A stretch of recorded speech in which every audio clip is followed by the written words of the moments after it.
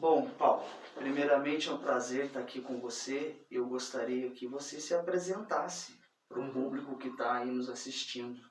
Perfeito. É um prazer receber vocês, Marcelo Wesley. Meu nome é Paulo Nunes, eu sou professor na Unifei desde 2010, sou doutor em Sociologia, licenciado em Educação Física e trabalho aqui no campus com as disciplinas de Diversidade e Inclusão, Filosofia da Educação e Estrutura do Ensino. Imagino que esse convite de vocês para essa fala minha seja pela abordagem que eu tenho tido na disciplina de Diversidade e Inclusão. Não só essa, né, como em outras coisas, trazendo festivais culturais ou estar envolvido nessa questão, trazendo cultura, além da educação também, que eu acho que a arte, a cultura tem que andar lado a lado com a educação. Então, a sua visão é muito importante para esse projeto. E antes da gente começar as perguntas, então, tenta passar para o povo que está nos assistindo o que você pensa, assim, numa visão geral, quando a gente está falando de educação inclusiva. Ok, perfeito. Bom, tanto o termo educação quanto o termo inclusão são termos muito vastos, né? Quando eu coloco os dois juntos, o negócio fica maior ainda. Mas educação inclusiva eu podia falar que é aquele tipo de processo de ensino-aprendizagem que inclui, que contempla o maior número de diferenças possíveis. Então, quando eu falo de inclusão, embora isso esteja muito colocado sob o estigma das pessoas com deficiência só, a inclusão, vocês sabem que não é só isso, que envolve outros vetores que não dizem respeito só às questões físicas ou de deficiência intelectual, cognitiva, baixa visão, etc., mas dizem respeito a outros condicionantes que são muito mais sociais do que físicas às vezes, não é? Então, a gente estava falando agora há pouco de acesso à inclusão digital, acesso à internet, as questões ligadas a gênero, as questões ligadas à raça, as questões ligadas a recortes sociais que impedem, dificultam ou facilitam a participação de pessoas no processo de educação. Acho que é um pouco por aí. Educação inclusiva no seu sentido mais amplo, na qual as diferenças todas sejam contempladas e colocadas de forma equânime num espaço de ensino-aprendizagem, seja ele qual for. Na escola, na universidade, na rua, em projetos sociais, em ONGs, enfim, acho que eu sairia por aí para a resposta.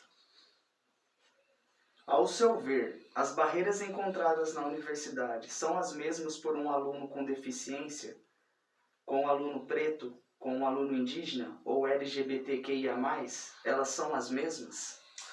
Bom, partindo da resposta que eu dei agora há pouco, eu posso afirmar com certeza que elas não são as mesmas, porque aquelas barreiras de uma pessoa que tem alguma deficiência motora, por exemplo, são muito diferentes daquelas barreiras de uma pessoa que sofre preconceito pela cor de pele, ou pela etnia, ou pelo gênero.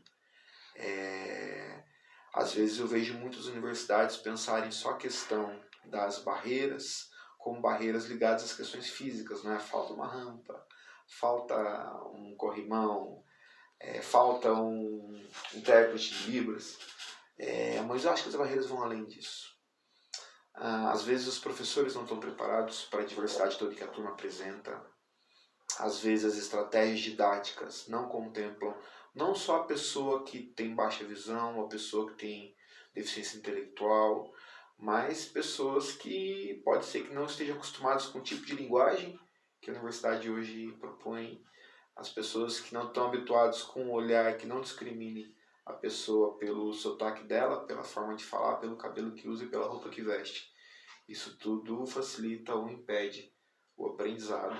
E a gente precisa expandir um pouquinho essa noção de que as barreiras elas são às vezes muito mais simbólicas, sociais, sutis, do que aquele clichê que a gente está acostumado a ver, né? Então, coloca a cota só que resolve, coloca o elevador que resolve. Não é só isso.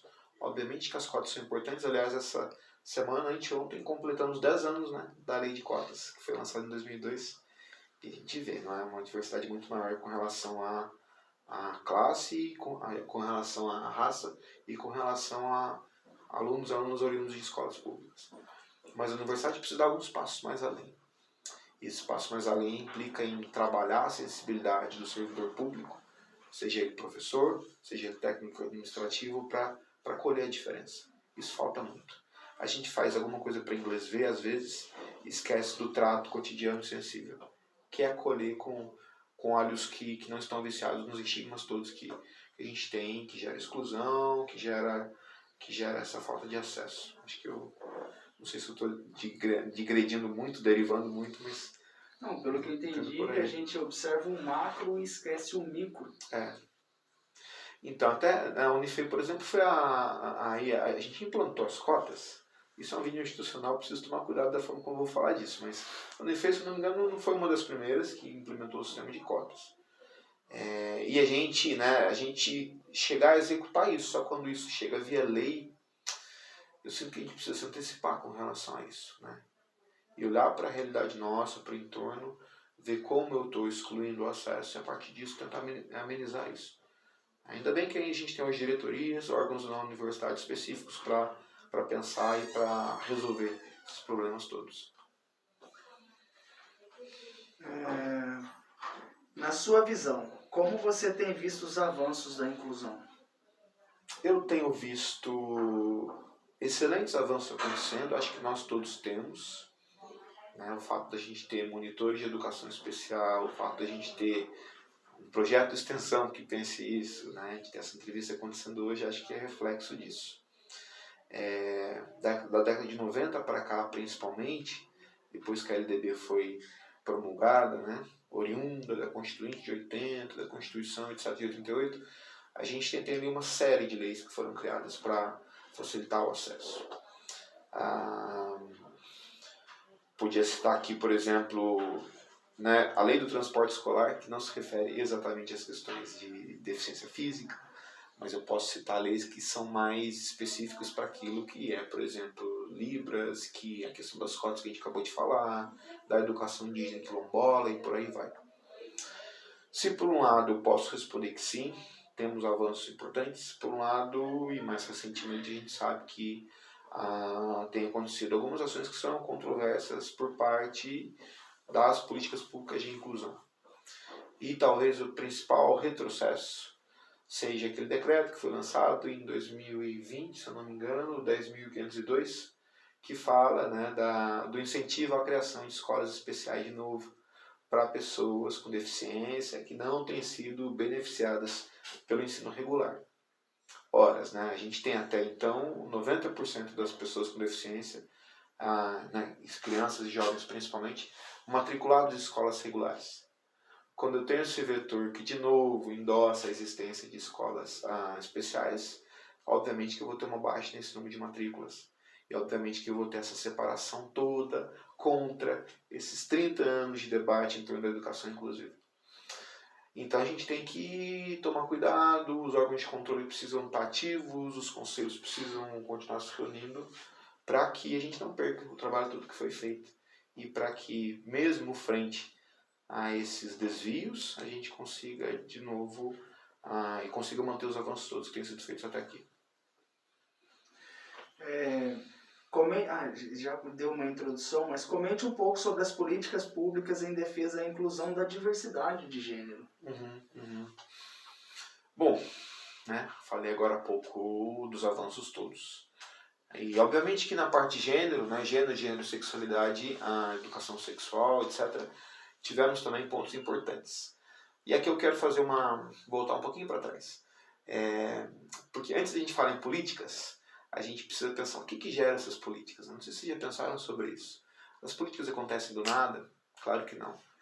E no caso do gênero, que é a área que eu estou mais dentro, da discussão de gênero e sexualidade, a gente precisa remontar ali ao que foi a década de 70, num movimento especialmente levado a cabo pelo movimento feminista, que pensou essas questões todas ligadas à desigualdade de gêneros e que depois foi somado àquilo que foi os movimentos ativistas LGBTs. Primeiro pelo movimento gay, depois essa sigla foi aumentando. Onde eu quero chegar? Quero chegar na importância que os movimentos sociais têm para induzir a criação das políticas públicas. Ora, só por conta dos movimentos sociais, daquela década de 70 e 80 principalmente, é que pesquisas e estudos começaram a ser feitos sobre esse tema. E essa discussão, né, a fermentação dos temas todos, levaram a depois os organismos mundiais, especialmente a ONU, a pensarem, por exemplo, políticas específicas para as mulheres, políticas específicas para a população LGBT, políticas agora mais recentes ligadas às pessoas trans. Então, eu gosto sempre de fazer esse movimento inverso para a gente colocar a importância que essa movimentação tem e que os estudos têm para criar aquilo que depois são práticas indutoras de políticas. Aí eu podia citar várias, né? A questão do nome social, a questão da PL que criminalizou a homofobia, junto à questão da injúria racial, que já estava lá desde 89, se eu não me engano, mas que só 2 anos atrás ganhou a história da criminalização. Há permissão para pessoas LGBT doarem sangue, não é? E a gente vai alterar essa nomenclatura dos grupos de risco para comportamento de risco. Podia falar de várias delas aqui. Embora a gente tenha tido esses avanços todos, ali no 2006, 2007, não vou precisar exatamente o ano agora, mas com aquela história da carta do Papa endossando a ideia da ideologia de gênero, né? Então, se eu estava tendo um percurso muito interessante até início dos anos 2000, eu ali, né, de 2007 para cá, eu tenho tudo aquilo que é criado em torno da ameaça da ideologia de gênero, né? Ou seja, na proteção do núcleo familiar, ou seja, de um núcleo familiar específico, eu criminalizo e coloco como inimigo um discurso que estava muito alinhado com aquilo que vinha sendo discutido sobre inclusão.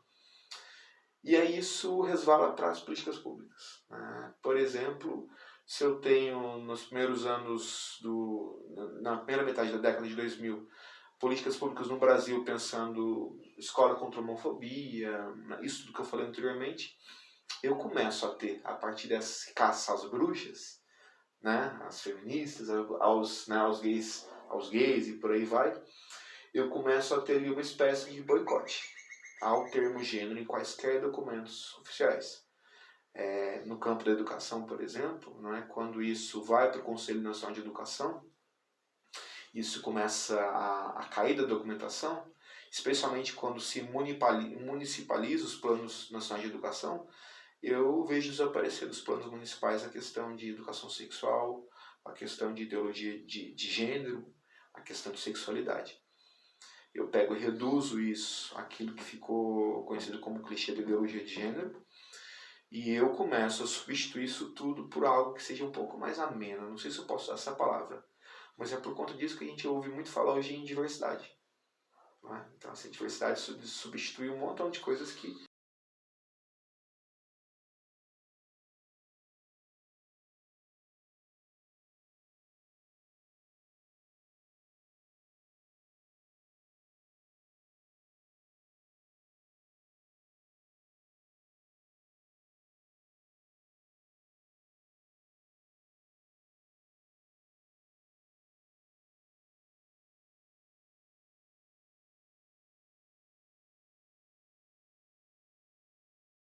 são dinâmicas. Aquele decreto que eu falei das escolas de educação especial comprovam isso, que estão ligados ao interesse de ordem de mercado, no caso do decreto 10.502, às escolas particulares, que absorviam as matrículas de crianças com deficiência que não conseguiam ser integradas ao ensino regular. Enfim, as questões ligadas a LGBTs também têm relação com isso, a questão da igualdade de gênero, mas acho que eu paro por aqui para não ficar muito complexo. Comente sobre como foi o projeto Conversas Cruzadas, Gênero, Raça e Inclusão. Ok. O projeto Conversas Cruzadas foi um projeto executado em 2020, com a minha coordenação, com a coordenação adjunta da professora Denise Ferraz e com a participação de 4 bolsistas dos cursos de licenciatura. E foi uma atividade muito gratificante. Foi o ano que a gente entrou em isolamento, né? Então a gente tinha um plano para ser executado, ele precisou mudar por conta da pandemia, mas eu acho que no nosso caso específico, o isolamento e essa adequação ao mundo virtual até ajudou a gente. Tocamos um grupo de estudos com encontros que eram quinzenais e que discutiam temas diversos ligados a essa história da inclusão. Então, discutimos interseccionalidade, discutimos a questão do gênero como categoria histórica, discutimos a questão das pessoas com deficiência pelo viés dos ativismos ligados a isso ao longo do século XX. Enfim, era um encontro super legal de acadêmicos, pessoas da universidade, não só daqui, tinha gente de Itabira, tinha gente de outras universidades, inclusive Federal de Juiz de Fora, Federal de Ouro Preto, e pessoas da comunidade, da sociedade civil que queriam aprender mais sobre o assunto, professores da rede pública que queriam ali, de alguma forma, criar vocabulário, reflexão em cima de temas que a gente vê muito fácil na internet, mas pouco se aprofunda.